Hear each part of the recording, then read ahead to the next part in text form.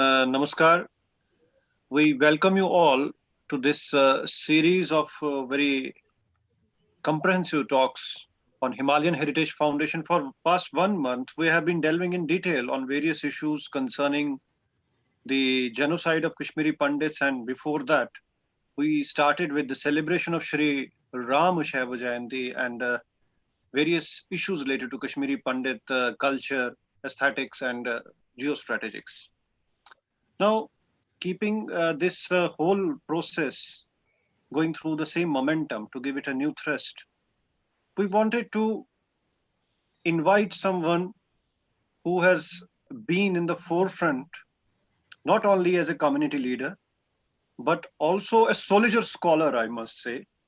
He has been on the ground zero. He has served in many parts of the country. As I was going through in Northeast and other regions, he will tell about himself. It will be better to listen from him, a distinguished, decorated officer, Indian Army. And then he's none other than Colonel Tej Tikku Sahab. And Tej Tikku Sahab is an eminent defense analyst also. He appears on various channels and he has a knack of calling a spade, and has been guiding the community also, not only the community, but in the, you can say, in the national security perspective, his comments, his interventions in guiding various organizations and other, you can say, policy formulations have been tremendous. And at present, he is leading one of the prestigious organizations of the community. That's All India Kashmiri Samaj, one of the oldest organizations. And he is the president of the organization. And under his, you can say, stewardship, we have witnessed many path-breaking things that have taken place. For example, you have seen how the journal NAD has been transformed into a community journal with an ISSN number. That's a refereed journal. That is an outstanding kind of a thing. Besides documenting the things, he's presenting them in perspective. We read his editorials. Now, today we have invited him specifically for his contribution. That is his book, Kashmir, Its Aborigines and Their Exodus. This book documents the genesis of the exodus of Kashmiri Pandits, how the place consciousness of Kashmir was destroyed, eroded, and how the ground was prepared for the religious cleansing of Kashmiri Pandits in their own country in the post-independent India, though its roots are beyond independence, beyond partition. But we are witnessing its impact from generation to generation. On almost 31 years, or I can say 30 years have passed. I will go direct to Colonel Saab. I invite him. Namaskar, sir. It's a pleasure to have you here, sir. And straight away, I would like to ask you a question, a very layman's question. What prompted you to write this book? And what was your motivation to write this book? Dr. Maheshji, thank you very much. At the very outset, let me convey my sense of grateful thanks to you and those who are working with you for having invited me for this talk, essentially revolving around my book. And I convey my deep sense of gratitude for giving me a chance, because I know that you keep calling eminent people in whose category I do not fit. Nevertheless, since the book, you have talked about it in some laudatory manner, I think I will confine myself to the book. Actually, the book itself is it's a compendium of all that has gone wrong in Kashmir and all that has contributed significantly to our exodus and prior to that, genocide, ethnic cleansing, whatever, because all these terms are applicable to us, whether you look at it in international law or even in our own democratic conventions or our constitution. Your question to me was that how did I get this idea of writing this book? Well, actually, all my life in the service, when I was part of the Indian Army before my retirement, I spent nearly almost all my life in Um, because I'm from infantry and I was from a very elite regiment, the 1st Battalion of the Naga Regiment. I had in fact, in retrospect, I can say that I had the privilege of spending nearly all my service life on facing the country's enemy, whether it was China on the high old Sikkim, Ladakh, Chushul, these places which are hot these days, or in Poonch Rajouri, Akhnur, Champ, Joria.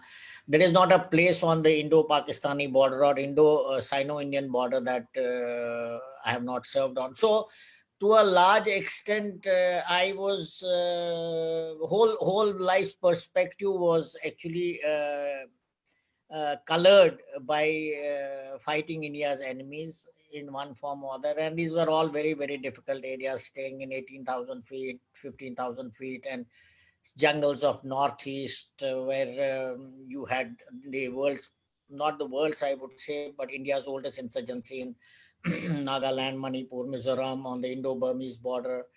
So that perspective was always there. But to tell you the truth, till 1986, 87, I never thought that, my sojourns to the valley during short leave we used to get every year or twice a year would abruptly come to an end because we'd be thrown out from there.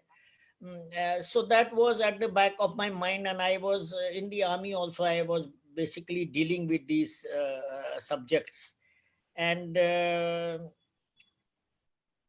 are two reasons why I really wrote this book. Two basic reasons, fundamentally. One was that no matter what has happened with a person, what the truth is, I realized that there are many narratives prevailing in the world depending upon who is in power. For example, the Turkish genocide of Armenians.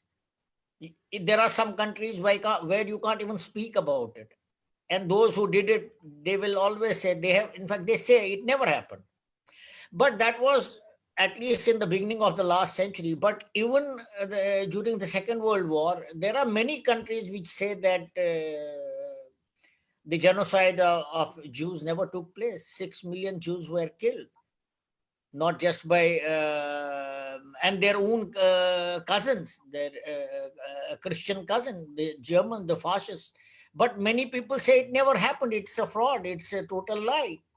And so, if it can happen with a community that is so powerful, that has its hands on the levers of power internationally, then I could guess what is going to happen with us. Particularly so because prior to our exodus, and more importantly after exodus,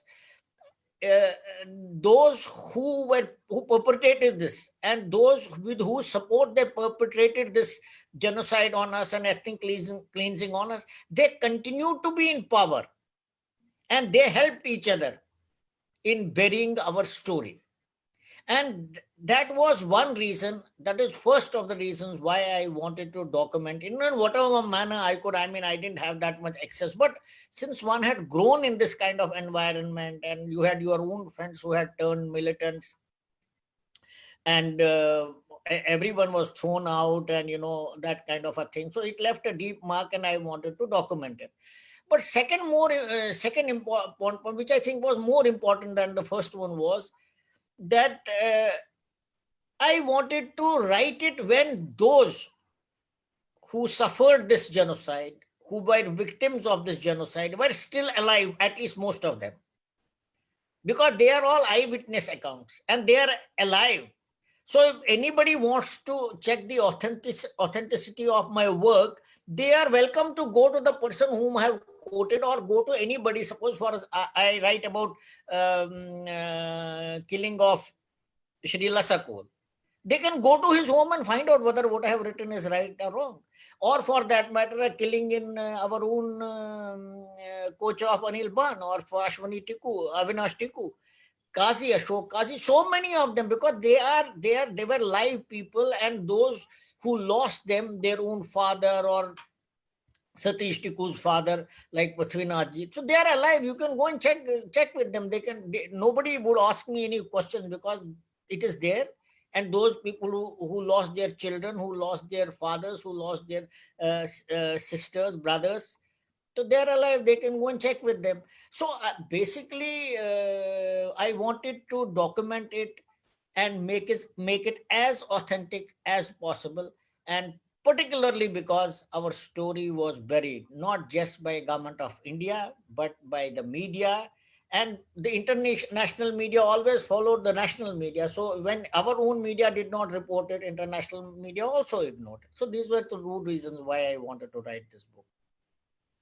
So you explained the rationale behind writing this book, two reasons you thought that mostly you were very conscious about the thing that there was an Armenian genocide, there was a Jewish genocide. Of course, there were many genocides which were denied. So denial of genocide was in your mind that it is better to have such things documented. Now, 30 years have passed.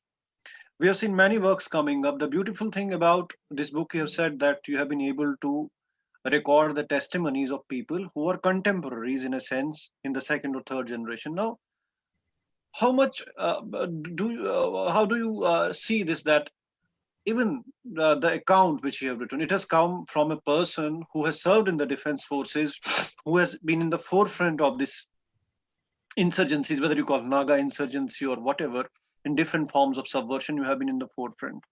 So a person of your stature, of your insight, has tried to give a very objective, you can see, analysis in it, as you rightly said. So don't you think, in spite of such evidences, it's a kind of evidence you have produced. There may be many more who might have produced evidences.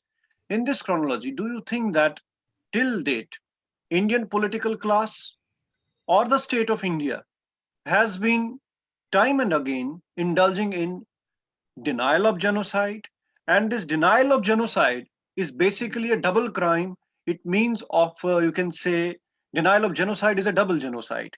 When you deny a genocide, it's bound to be replicated. And you should take lessons in policy framework.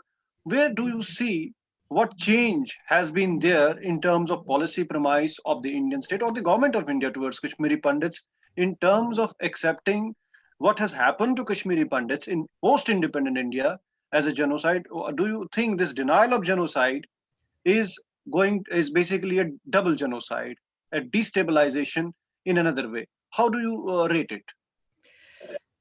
There are three issues you have raised. First of all, let me tell you, when my people, my complete family, leaving my wife aside and my children, because they were not there in Srinagar at that time, but rest of my family, my brothers, my sister-in-laws, my sisters, my mother, my brothers, they were thrown out of Kashmir when I personally was fighting with I would say, with backs to the wall. I was in Sri Lanka at that time, and we were fighting a deadly enemy called LTTE.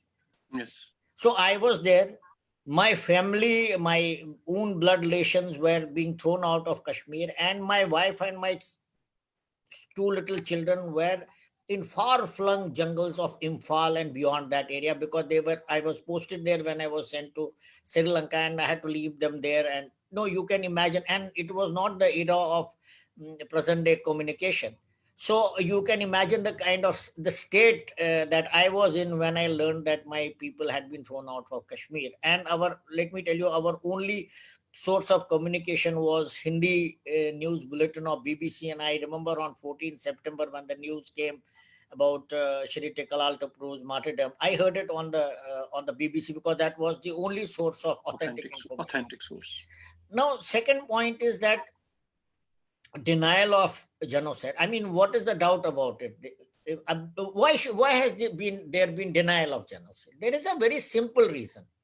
Because those in power in Kashmir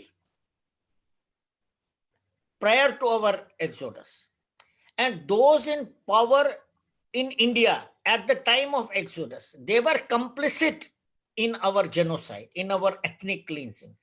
And those are the people who continue to rule for many years after our genocide, and therefore they denied it. Because they had hid the story from Indian masses, they had hid the story from Indian society. In any case, in this country, there was there was a big elephant in the room in the shape of secularism. So, to provide and defend secularism, they could not have accepted that a religious ethnic group has been thrown out of Kashmir, because it would destroy their complete politics. And therefore, that process started. And it was started by those who perpetrated it. And the ruling class in Delhi bought it lock, stock, and barrel and continued with that story. So if we are seeing denial of genocide, I'm not surprised at it, because they are complicit in perpetrating this genocide. Therefore, this denial of genocide is part of the genocide itself. Because as you very clearly said, and as many literate people say, and those who are in the know, first there is genocide, then there is denial of genocide. And that makes the matter even worse. What was your third point? You had a third Yes, point. my point was, do you see that government of India or the Indian state, what is there, what do you see any change in the perception of government of India or the Indian state, I must say, over the years? What was in 90, or is it same, or it has changed over the years? Do you see some Okay. sort of you can say dilution in the earlier stand? Are they able to digest that it's a genocide, or they Okay. are moving towards it? Now let me first tell you something. Kashmir is not a single layered problem. It is a multi-layered problem. And if you see in my book, I have devoted a huge space to a chapter called Pakistan's obsession with Kashmir and interference. There is a big, and Kashmiri Pandits' genocide and ethnic cleansing cannot be divested from the overall Kashmir imbroglio. Therefore, Kashmiri Pandit genocide has become one more circle within many circles that Kashmir problem represents. And because the Kashmir problem existed, it was not solved. In fact, the manner in which it was created, it rendered itself to be not solved by anybody, because that political will did not exist, the politics of the subcontinent changed, and many other things happened simultaneously. Therefore, it could not have been changed. It needed enormous degree of courage on the part of the statesmen in India, Pakistan, and internationally to resolve this issue, but that it is impossible to find that kind of statesmanship. And we, Kashmiri Pandits, became another problem which got added to the overall Kashmir problem. Therefore, it is not merely Kashmiri Pandit genocide. It is the Kashmir problem is huge, and it has international repercussions. And Kashmiri Pandit genocide is one of the important ones. Perhaps it is important for you and me, but for those who are ruling India, Pakistan, and now China, for them it may not be necessary. You and me look at it because we have been displaced from our usual place of residence, which was our residence for 5,000 years. So to you and me, it's a huge problem. But those who are ruling India, those who are ruling Pakistan, those who are ruling China, to them, you and me do not matter. Therefore, ours is also one more angle added to this whole lot of Kashmir imbroglio, what we call Kashmir dispute. Now, has anything changed? You asked me this question. I would say that at the strategic level, there is a strategic level, there's an intermediary level, and there is a tactical level. At the strategic level, a lot of things have changed. For example, today the separatists are not as important as they used to be 6-7 years back. Today, those whom government of India felt are totally indispensable for resolving Kashmir, they are almost, I don't know whether they become relevant or irrelevant, but they certainly are not important in Delhi anymore. Your neutralization of Article 370, your neutralization of Article 35A, and the division of the state into two union territories. These are all of immense strategic importance. And let me tell you one more thing. I do not know what others feel, but I am convinced of one important thing, that whatever you saw China doing in the last summer, between April onwards, when the weather in the high altitude areas starts getting better, till today, till the onset of winter, it was related to this issue of neutralization of Article 370 and 35A, because Pakistan felt deeply threatened. And if India did not withdraw its forces from the west towards its northern frontiers, Pakistan would continue to feel threatened. And I'm convinced of this, that China did it primarily to save Pakistan. Therefore, when you do something at the strategic level, you can see the international repercussions of it. We might think that government of India has done nothing for us. Yes, it has not done anything for the resettlement of Kashmiri Pandits in Kashmir. I'll come to that little while. Yes, I would say that at the strategic level, a lot has been done. Something that could not even be imagined by even more powerful people than the present government. But at the tactical level, I think time is it's taking a lot of time. And if Kashmiri Pandit today thinks कि NDA सरकार ने हमारे लिए क्या किया, they are not too wrong.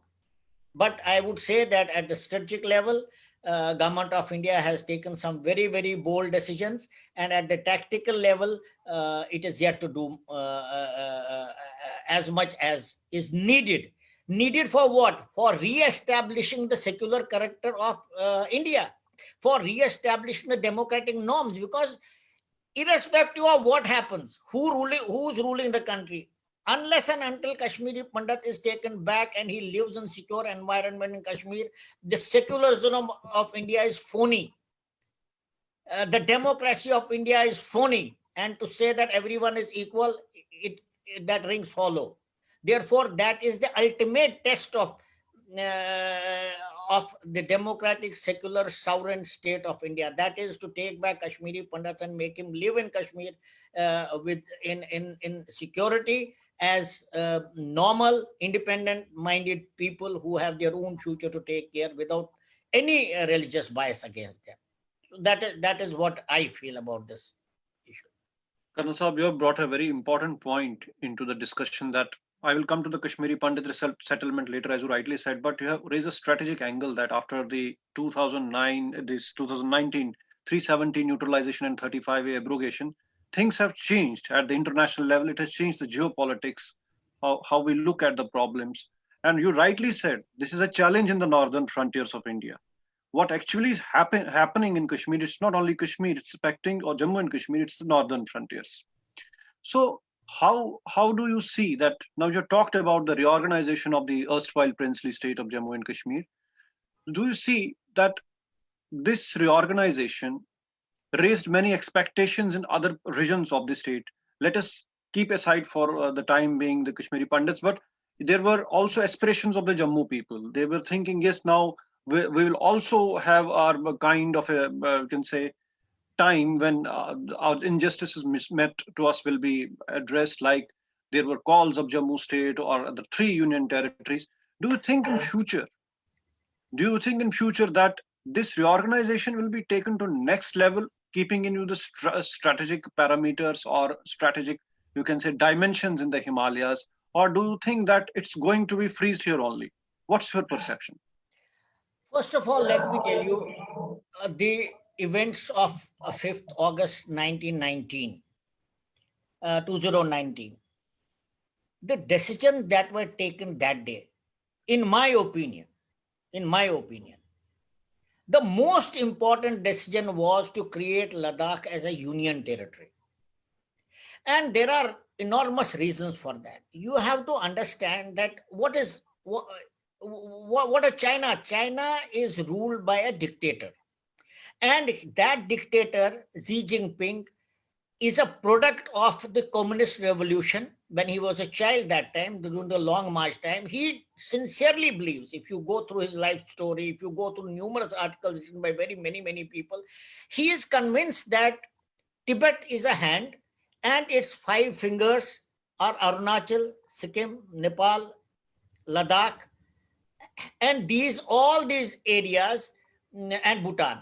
And unless the palm controls the fingers, Ladakh, China is incomplete. So it is going to do all that. And if India has to fight a war against China, there was no way it could have. I can tell you one thing, that if Ladakh had not become a union territory, it would have been impossible to resist Chinese attempts to get inside your country during the past summer. First thing. Secondly, Gilgit and Skardu, both are going to be important areas whenever there is a next war between India, Pakistan. India, China and Pakistan, there will be let me tell you that it will be a double sword.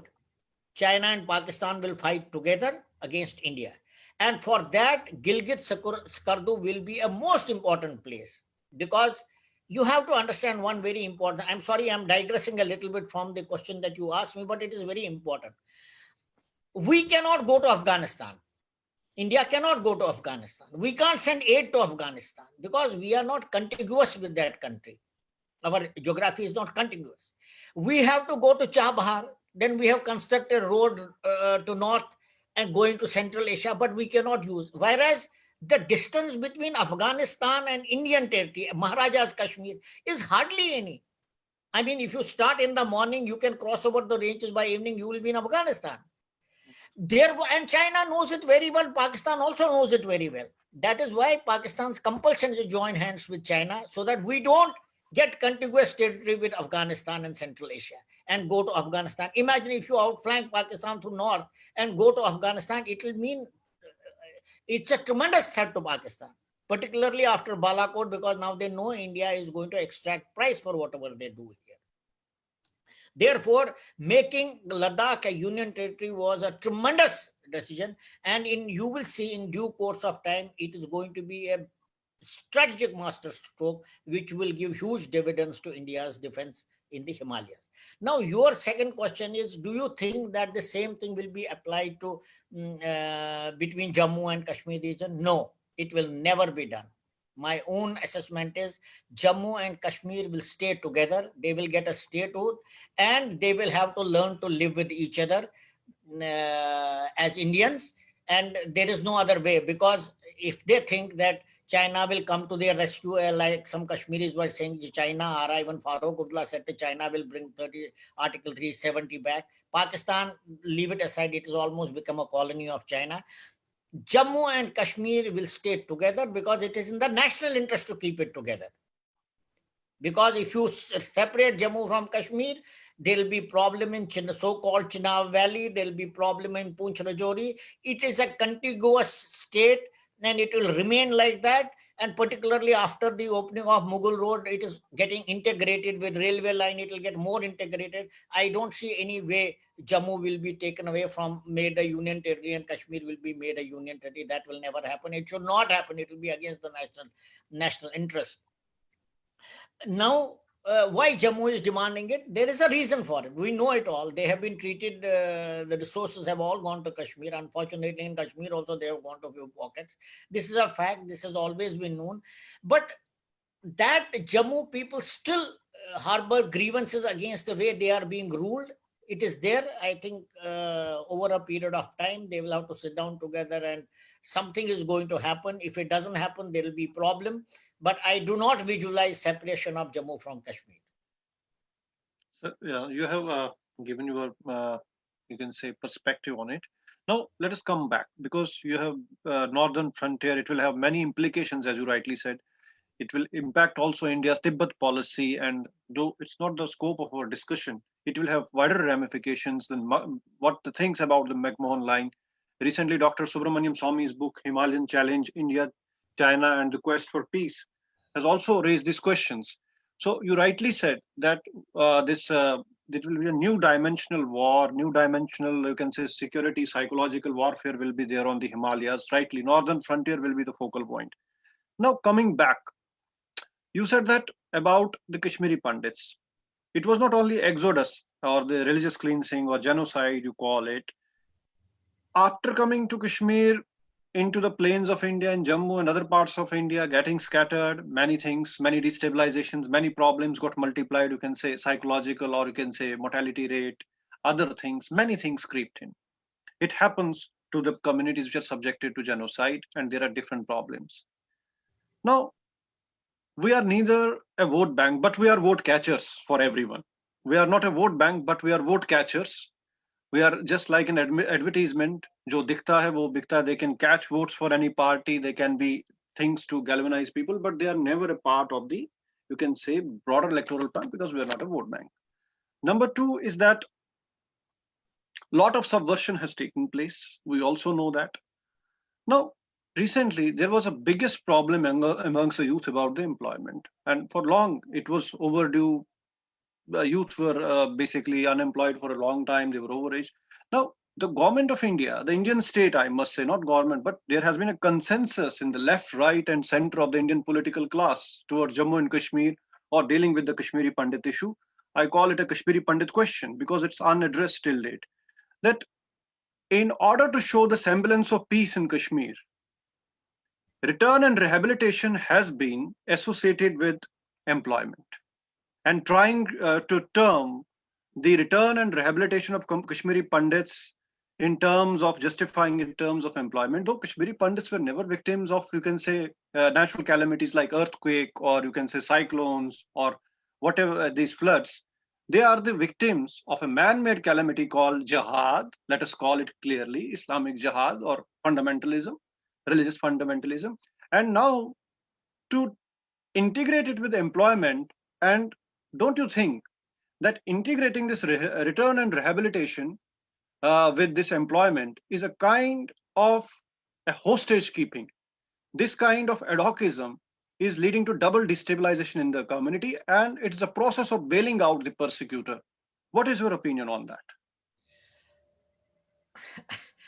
I think the whole suggestion of whosoever made this statement is totally laughable. I mean, Kashmiri Pandit is not an idiot, and he's not an ignorant person. He is an educated person. He's got Saraswati on his tongue. I don't think he will accept this nonsense. I mean, whosoever said this, what the hell does he think he is? He thinks that we are a bunch of morons. We don't understand anything. That he will give employment to 4,000, 5,000, 6,000 people, and that means rehabilitation of Kashmir. We reject it. We have rejected it outright. And whosoever has said he's playing with the lives of Kashmiri Pandits. He's playing not Kashmiri Pandits. He's playing with the future of India. Kashmiri Pandit represents the future of India. It has always represented. It has been the crown of India. And without Kashmiri Pandits in Kashmir, you can ask your Muslim friends also now. Even they say that they are incomplete without Kashmiri Pandits. So if anybody says that he is going to give us 6,000 employment and that is rehabilitation of Kashmir, I think this is totally laughable. We reject it. I don't want to comment on it. Whosoever has said it, he neither understands Kashmir, nor does he understand Indian politics, nor does he understand the importance of Kashmiri civilizational effect on rest of the country. So I reject it. I don't want to talk any more about it. So we will leave it at that. So you have been very blunt on this. And second question, which is associated with not directly to employment, but there is always hue and cry. Whenever you talk to anyone in the policy circles, or you can say in the Indian political spectrum, they say that you should go to your own homes. Now normalcy is creeping in post 370, or अब आप अपने घर में जाइए. अब तो ठीक, आप क्यों नहीं जा रहे हैं? When we say that, अरे भैया, जो घर थे, जो मोहल्ले थे, वो नहीं रहे, आप हमें कहाँ ले जाना चाहते हैं? What kind of statement you are giving? When the mohallas are not existing, when the houses are not existing, even when the mohallas were existing, we were thrown out. Well, now there is no infrastructure where we can go. Where, what kind of argument do you term it that अपने अपने घरों में जाएंगे? कि कौन से घरों में जाएंगे? You need to create an infrastructure, whole ecosystem, where there is the thriving of Kashmiri Pandit, you can say ecosystem, place consciousness, or whatever you call it. And there has also been a plan that on the one side, they say, you go to your own homes which don't exist. Either they have gone in distress sales, have been encroached or destroyed, or there's another balloon that people will be settled at 10 places, 4 places scattered. We're already scattered when we're living there. And what was our fate? We know that. Are we going to repeat the same mistake? Or is it a ploy again to destabilize the community? Or it shows the non-seriousness of Indian political class to address the core issues of genocide and accept what has happened to Kashmiri Pandits. What is your take on that? It is all the three combined together. First of all, I hope you will give me a chance to speak about our own Sure. politics and about our own weaknesses, which is contributing to this complete, this narrative of going to your own houses and all that nonsense that is being talked about. I think you have said it categorically. Kashmiri Pandit will not, where will he go? Well, for example, my house. Wherever I was living, that was complete Tikku Mohalla in Fire Station Lane in Kanikadal. That whole thing got burnt in 1992. And even the locals there don't live. When I went there in last visit in 2008, I found that like other cities in India, there is urbanization has taken place. Those who are living in downtown Srinagar in the populated area, they have moved out to open areas, bigger places, better places. And those areas where we were living have now been taken over by people coming from villages, and they are living there. So where does government have expect me to go and live? There is that house doesn't exist. The mola doesn't exist. Nothing exists. So how can I go and live there? I mean, this is a ploy to keep perhaps Indian. It was a ploy basically to keep separatists happy, Jilani happy, Farooq Abdullah happy, because they know very well that it is better to. They knew very well at that time it is better to keep them happy than Kashmiri Pandit, because Kashmiri Pandit to Hindustani hai hi, और उसका क्या चलेगा? They have no leverage over Indian electoral politics, so they have been kicked around for 30 years. One more kick, it's okay. But I have a different perspective as to why all this is being talked about. My own, first of all, let me clear one or two points. My organization, All India Kashmiri Samaj, and nearly every Kashmiri Pandit I have talked to, except those who are lackeys of the separatists. We have also lackeys of separatists who speak their language. We know who they are. There are two schools of thought. One is that single place settlement of Kashmiri Pandits is a must for them to go back and live in security, because in numbers they will feel security. It is not that they had just left on their own and now they'll go back, so they'll go up to 4 districts. It's not like that. They were thrown out, there was genocide, they were ethnically cleansed. Therefore, the most important point for them is security. That is the most important. And in numbers, there is security. After all, let me give you an example. When from West Punjab at the time of partition, Hindus and Sikhs came, and didn't Bengalis live together in Chittaranjan Park? Didn't Bengalis live in Bengali Marg? Didn't Punjabis live in Rajendra Nagar? So in numbers, you find security. Therefore, there is no way a Kashmiri Pandit will go to his own house. That doesn't exist, and nobody will go like that. They will have to settle us at one place. And if normalcy prevails, then it will take another perhaps 20 years, 25 years for it to become like olden days Kashmir. That you leave it to the people who go and settle down there. As far as settling them in 10, 12 districts concerned, it's a balloon. I know it has been said, and it is being said also. Then who will go there? I don't know. I'm not very sure who will go there, because if you look at our own this thing also, how many of us are left anyway? How many have already gone? I mean, our generation, our children, for them, Kansas and Kashmir is same. For them, California and Kokernag is same. They have no. They may identify themselves as Kashmir, but they have no emotional connect with it. Therefore, we are very clear that the government of India has to settle us. They should settle us at one place, and then we'll decide how to live there, whether we should go to 10 places, 12 places, go wherever we want to go. But I want to say one more thing here. You see, our concept of Kashmir and Kashmiri Pandits living there is a Jhelum Valley. Kashmir is not only Jhelum. There are huge places available where you can settle 5 lakh people. You can settle 1 million people there. Government of India should think about it. Government of India should talk about it. Because we cannot go and live in 10, 12 places because you will be destroyed in detail. And it is not, I say that many Kashmiris today want Kashmir Pandits to come back, but after all, how much it needs just one AK-47 to turn a whole lot of Kashmiri Pandits out of their mohalla. It's just one weapon, and those weapons are readily available there. So this is a non-starter, I would say. As far as government of India being, we feel that they are not serious about our going back. I have a different perspective on this. My own reading is this, that after the neutralization of Article 370 and 35A, Government of India thinks that Kashmiri Pandits are no longer as important to their policy of resettling or changing the ethnic character of Jammu Kashmir, because they think that anybody can go there. Kashmiri Pandit kaun hai ab? They are no longer dependent on Kashmiri Pandit to Indianize Kashmir, I would say, because they can do it with anyone else. But something which they forget, that the rehabilitation of Kashmiri Pandits is the core issue of Indian state's existence as a democratic, sovereign, secular state. So this is where we are today. And if Kashmiri Pandits feel that they're not being taken seriously, this could be perhaps the only reason, or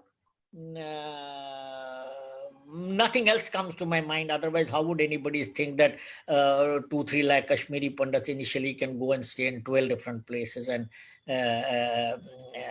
be subjected to the same kind of situation and that we have suffered not once but so many times in our history. Very brilliantly put, Kalan Saab, that this whole thing that Kashmiri Pandits are not important and all that, because what happened in 1990, if it had been understood by the Indian political class, that Kashmir is not only just a frontier state or a very important state in the northern frontier, but it is not only integral part of India, but the nervous system of Indian civilization. It's a center from where the Sanskritization of India flowed down to the whole India. And the enemy, the jihadis or whoever they are, or you can say the Western powers or whatever, or mostly jihadis, who want to balkanize India, they knew that Kashmir is a nerve center. It is the nervous system of India, and Kashmiri Pandits are the root and seed of the Sanskrit civilization of India. Once a blow is made on it, it is inverted, the structure is inverted, whole India will feel the paralysis. And that's why we are seeing all over India, these things have replicated to Delhi, to West Bengal, to Assam, other parts where Hindus even are in majority and they are being threatened, intimidated. And by that logic, if we'll say, how difficult would it have been for Kashmiri Pandits, how difficult it was for them to tackle and uphold their dharma, their civilizational values, and educate the whole India about the things. It took us 30 years because there was no social media, there was no open media. Even after that gag, or you can say censorship of the news, it took us 30 years to at least make people understand that there is a community of Kashmiri Pandits who have been displaced internally, who have been subjected to genocide in post-independence India. And it's not for us only. The return of Kashmiri Pandits is important, as you said, with security measures and with the free flow of Indian nationhood, because it's not only the question of return of Kashmiri Pandits and non-refoulement, guarantee of non-refoulement, but it has to be a policy of the reversal of subversion. The next question that comes to mind is that now the enemies who are jihadis or who want to balkanize India, they have turned this war, which I call the war of attrition, because Indian state has been in denial that is a continuous war for a long time. It's not a proxy war as per me. I'm not a defense person, but I see that it's a direct war which we have been living. We have been in denial state. But this war, we have been able to tell the people that this war will engulf whole India, and we are seeing what is happening. What happened at Red Fort is basically the denial of the things, denial of subversion. Enemy knows that it has not to infiltrate its people into our territory or train them.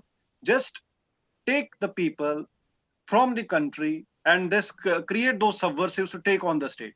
And now, it also applies to Kashmiri Pandits. A fifth column has been cultivated, as you indicated earlier in your answers, which I say very bluntly, very, you can see clearly, point blank, that a fifth column has been cultivated in the Kashmiri Pandit community, who act as the mercenaries, bounty hunters, and I call them quislings, who are damaging the cause of the community.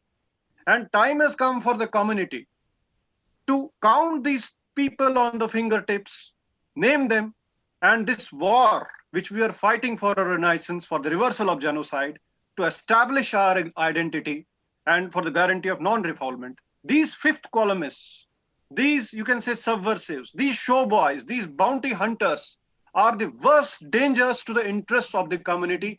And unfortunately, the policymakers who call themselves the nationalists have co-opted those people now, who were never part of the nationalist mainstream. And these people have infiltrated the academia, journalism, and all sorts. And those who were always with those whom we call enemies of this community, and they are terming themselves as now the leaders of the community. How do you say this? How difficult or dangerous is this fifth column for the interests of the community? Is it not the duty of the organizations, the frontline organizations like yours, or any others, those who are in the public domain, to clearly take a stand against these fifth columnists who are damaging the cause of the community by shaking hands overtly and covertly with the enemies of the nation within the state, who have infiltrated the state apparatus to take the cause of enemy forward? How do you analyze it? I think you have already analyzed it for me. Frankly speaking, I am reminded of an old saying. You must have heard a lecture which is very much current, not current now, it was current maybe a year back, in which the National Security Advisor, Shri Ajit Doval, during one of his lectures when he was not an NSA, has said that we were never defeated by people from outside. We were defeated by our own people. And I remember Atal Bihari Vajpayee saying in the Battle of Plassey, there were more people watching the battle than those who were fighting the British. So it has been India's biggest misfortune that we have fifth columnists inside our country who have always helped outsiders to conquer us, and we have paid a very heavy price for it. And Kashmiri Pandits too have their own fifth columns. I am amazed at times. I don't know whether I should get this into my talk or not. The kind of those who are not willing to compromise with such forces are being abused by our own people. And what amazes me is that they have a lot of people, their cheerleaders. So when I see this happening in the community, I can tell you that I lose faith in our ability to undo genocide. And I do not know what can be done about it, because the problem is this, that every 10 Kashmiri Pandits have an organization, and they won't listen to each other. They won't formulate a unified plan.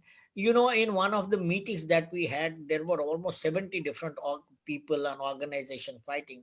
There are one or two people. One man said in the conference on record, he was talking, he got up and said, no, we should not ask for one place settlement. We should all go back and live in those places where we were living before we left that place. He said it in the conference. So Kashmiri Pandits have a lot of weaknesses. And despite that, despite the fact that we have contributed immensely in telling our story, when we left Kashmir, there were you were accosted by people, अरे यार तुम तो बुजदिल निकले, तुम लोगों ने लड़ा नहीं, अच्छा आपके मकान में ताला लगा है आजकल, क्या आप घर छोड़कर आ गए, अच्छा वहां कोई किराएदार बैठ रखा हुआ है आजकल. That was the level of ignorance of poor genocide and ethnic cleansing there. And it has not taken us 30 years, it's only taken us 15 years, because first 15 years we didn't know हम कहाँ जा रहे हैं. Our children, how will they get educated? Where will they go? घर कहाँ है रहने के लिए? It is only later when we found our feet here that we started telling our story. And let me tell you, I am making this statement publicly. if today BJP has come to power, Kashmiri Pandits have played an enormous role in, awakening the conscience of Indians about what happened to us. And if government of India does not care to settle us back there, India will rise again. Let me tell you that, because things have changed. We are not the same old country that we had at the time of our genocide, when non-Indians, I would say, enemies of India were ruling. Therefore, Kashmiri Pandits have played their role. Kashmiri Pandits will continue to play their role. Our most unfortunate thing is that we talk in different tongues, and our stance are totally not in keeping with what we have undergone, what needs to be done, what is good for us. For small, as you said, these have become part of the governing classes at some stage, some level, and they carry tales which only harms us.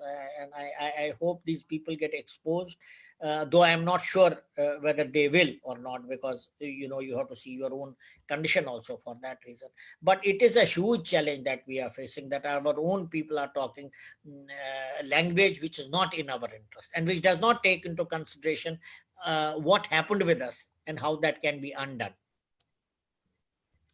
Rightly said. Now, one thing what I can see that there are people who damage the cause, but in spite of that, we always maintain there were the people in the struggle, people like you, who are calling a spade, and taking this struggle forward and keeping this alive for the. We don't know when we are going to win this battle for our renaissance, I must say, when we are going to reclaim our ancestral homeland in Kashmir. But the struggle is on because people like you have been in the forefront, whether documenting it, whether sensitizing the masses all over India, and keeping the next generation alive to take the baton. So the question is, one thing is clear. When I think that when the first Kashmiri Pandit was killed in 1990, it was the day when the Kashmiri Muslim majority, I must say paramilitary Kashmiri Muslim society, rejected coexistence. And that day, it was clear that Kashmir is divided. And it was clear that the reversal of this our fate will not take place into those places if we'll have to go, because we have to go with complete security, with full protection of the constitutional rights, many things.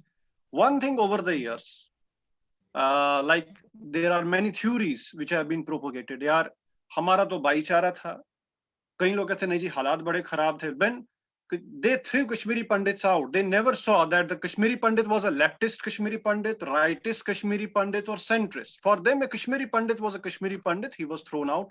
And that is the sense of unity that brought in the community.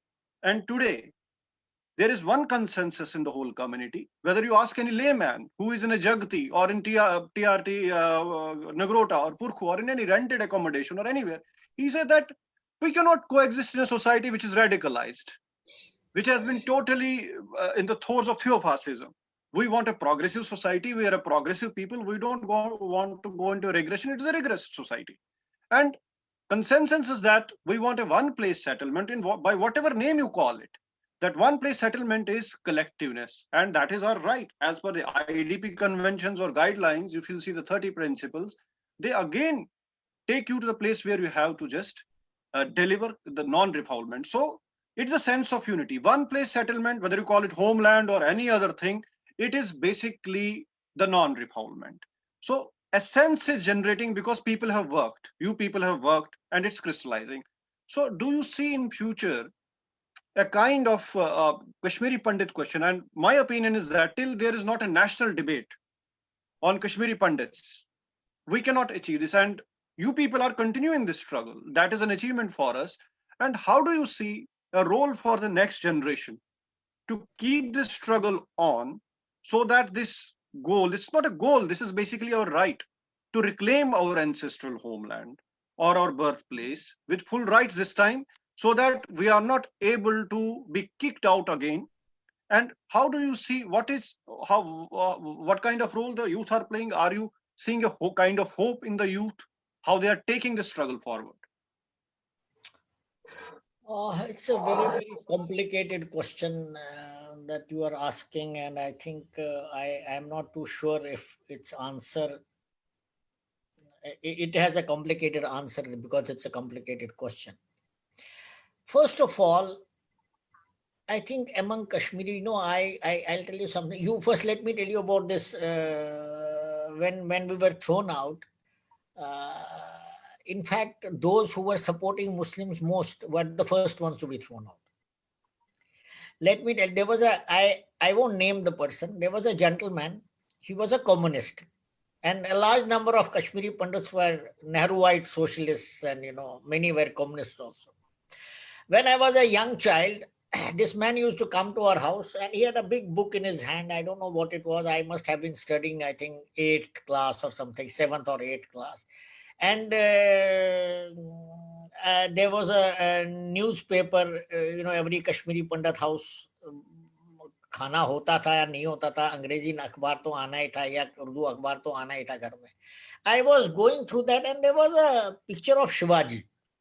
And this communist fellow tells me, Yukushchu. I said, this is Shivaji Maharaj. At that young age, I said he was a very brave king and all that. I started, no. There was no Shivaji. Who told you? It's all bakwas. There was nothing. It's joot. It's apuz. So I was kind of shocked. I said, no, I have read about Shivaji. No. It's bakwas. And this same man, he was among the first ones to be thrown out. They didn't see whether he's a communist or not. As long as you are a kafir, you will be bloody well thrown out. And he was thrown out. Same thing, I'll tell you, I'm forgetting the name of that gentleman, who used to take the militant cases to the High Court and got many of them released because there was no evidence. I'm just forgetting his name. He stayed there only. In 1992, he was brought down from an auto rickshaw and shot dead. I think he was Mr. Vanchu. Correct. He was shot dead. One of their own people. So, at that time, your Mohla Wala did not recognize you, and it's a different. Your Kukupa, your Beta Karate did not recognize the people with whom he was playing cricket, with whom he was dining. He killed the same people. So, yes, at that time, the jihad mentality had completely taken over. And in jihad mentality, anything that you do against a kafir is justified in their religious edicts. I don't know whether it is justified or not, but that is what they said. ये तो चलता है, ये तो हमारे में justified है ये. So they were religiously also, God forgave them. And they did their duty also. Therefore, we became victims of this. Now, second point I want to, so this was the state that was prevailing there. And let me tell you, our ethnic cleansing from there, cleansing out of Kashmir Valley, it helped everyone. This is something which I would request you to hear carefully. First of all, Pakistan. What did Pakistan wants? Kashmir.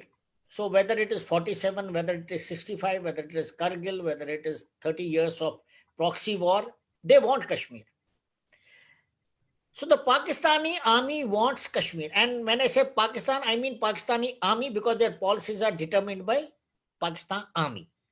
They want Kashmir.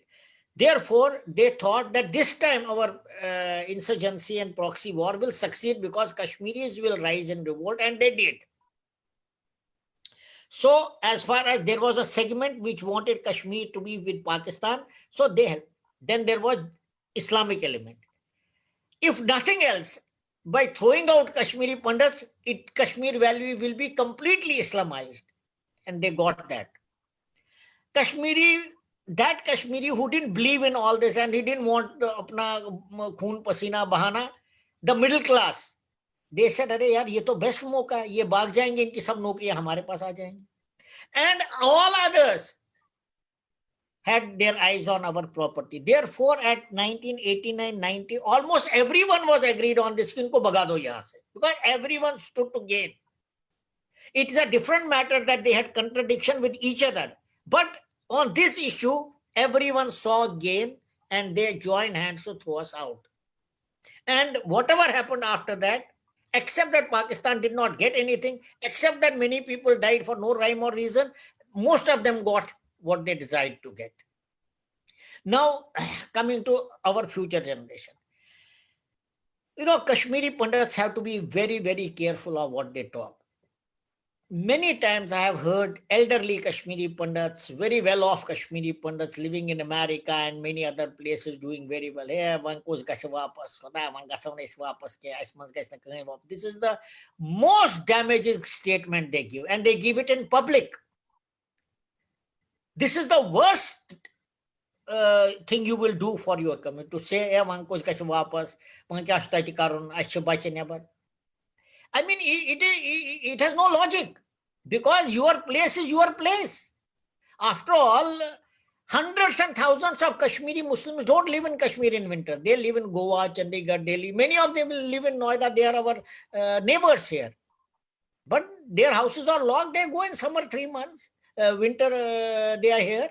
Then they go, then they come. Nobody is asking them question. You are not living there. Therefore, to say that, hey, this is defeatist mentality, and we must defeat it. We must not use this terminology. It is very bad, and it affects our future generation. Now, how should our future generation take forward the struggle?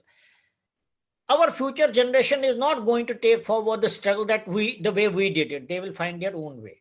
But it's very heartening to see that a large number of young Kashmiri Pandits are joining hands, and they have that consciousness in their mind, consciousness of this Kashmir being their place of original residence. It is there in their mind, and they will find their own way.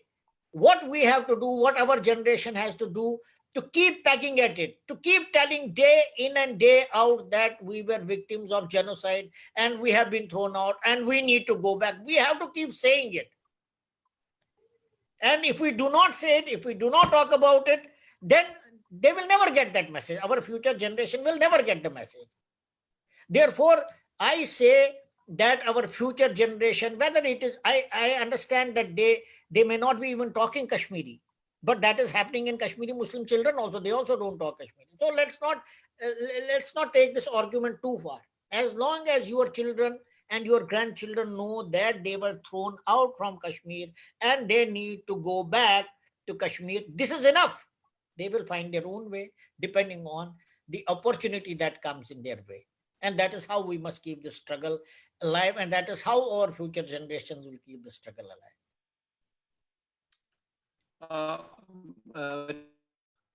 Very elucidated. You have been in the forefront in recently. We know that you also met as a delegation. You were part of the delegation that met the Home Minister, and that was already in the press. You tried to highlight the problem, the genocide, and other things of the community. And now, as the president of the All India Kashmiri Samaj, you have been in the forefront. And your magazine, Naad, has been very forthright. It has become a mouthpiece of the community in a sense. I can see if there is any journal today, it's not under your stewardship. It's doing wonders, documenting things on myriad issues. Here are the special issues. And it is really a kind of a reference material now. So, besides that, what is your organization, All India Kashmiri Samaj, doing to integrate the youth in the mainstream of the struggle, to develop this human resource into the multi-pronged directions for the reclamation of the homeland, or whatever you call the place of birth? And what kind of initiatives have you taken to hammer the point that what needs to be done to keep the struggle alive, and at the same time to meet the short term, medium term, and long term goals of the community in the broader sense of the struggle? Because the struggle, ultimately, we have to go back, we have to claim our rightful place at what you call one place settlement, or whatever you call it. But to reach that goal, we have to sustain. And for this sustenance mechanism, how you are integrating the struggle, the strategies for the struggle, with the day-to-day objectives in the community? What is your blueprint? Well, I don't know what is meant by what is your blueprint. Our blueprints are what our stand has been and what we have been giving to the government whenever we get an opportunity. That includes when we met the Honorable Home Minister also. We gave him exactly what we want, and our stand is absolutely clear on this. As far as getting the youth is concerned, we have a youth wing. There is a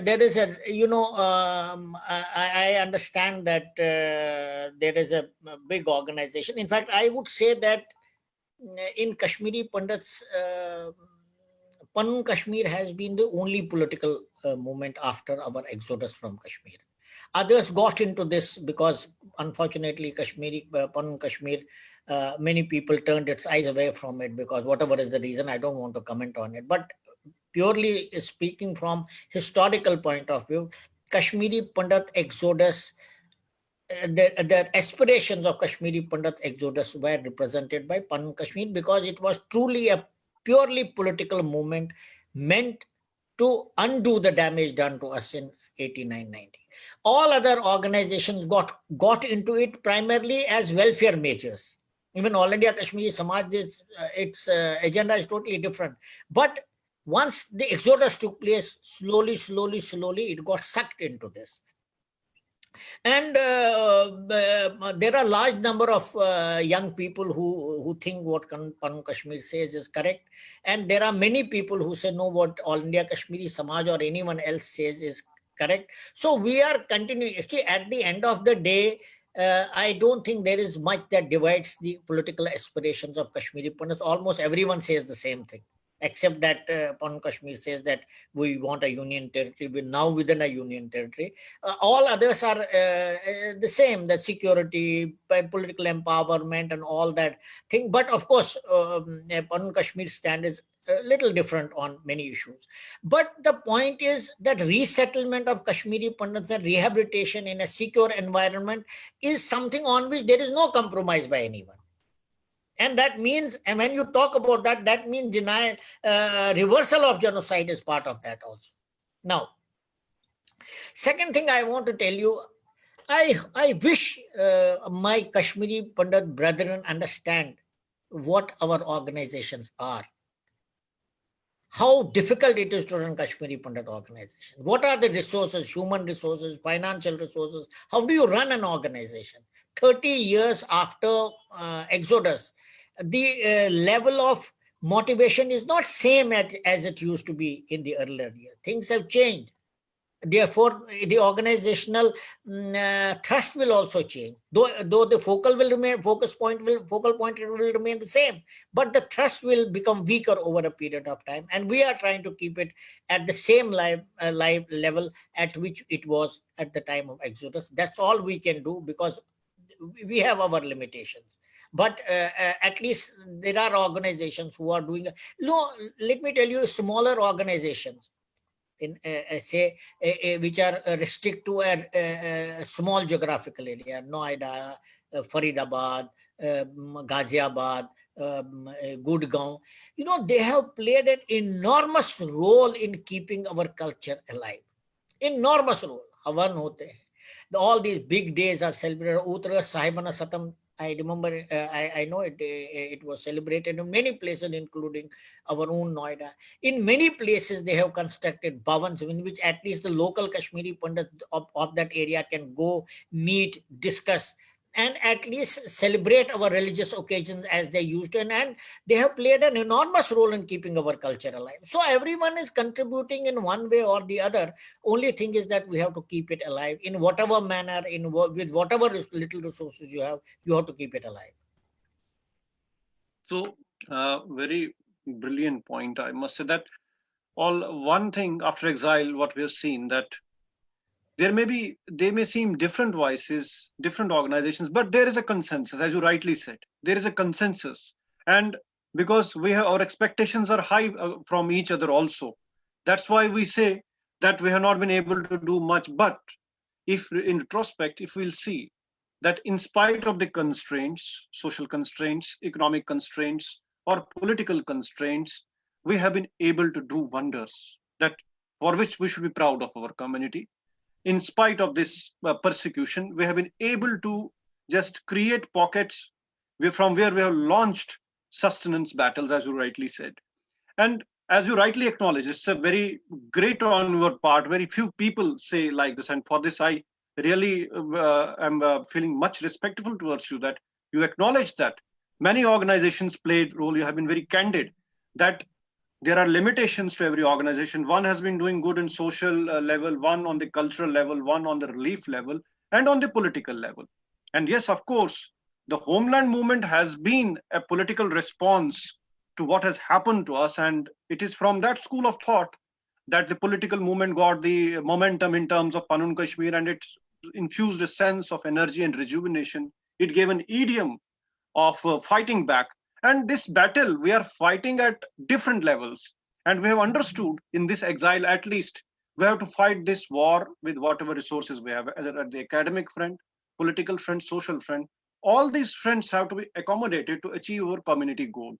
And I can see that you, under your stewardship, we can see All India Kashmiri Samaj also integrating the community at the baser levels, and wherever you try to intervene, it makes a sense, you are taken seriously, and with your expertise of the ground situation and being in a prestigious services of the country, the defense services, you have that vision to see it from the strategic perspective, to see it from the common man's perspective as well, and compare it.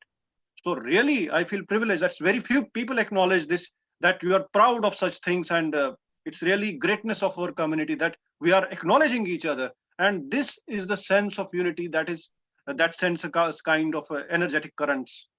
I am very thankful to you, Colonel Saab, for this very, very candid and transparent talk. Really, my respect for you has doubled today. And for this reason, and I can see if people like you, elders like you are there in the forefront, we see that youth of the community will always follow your footsteps, your benchmarks, and really create a niche for the community and reclaim their homeland in Kashmir. Thank you very much for joining us for this brilliant talk, I must say. So nice of you. My regards. Namaskar.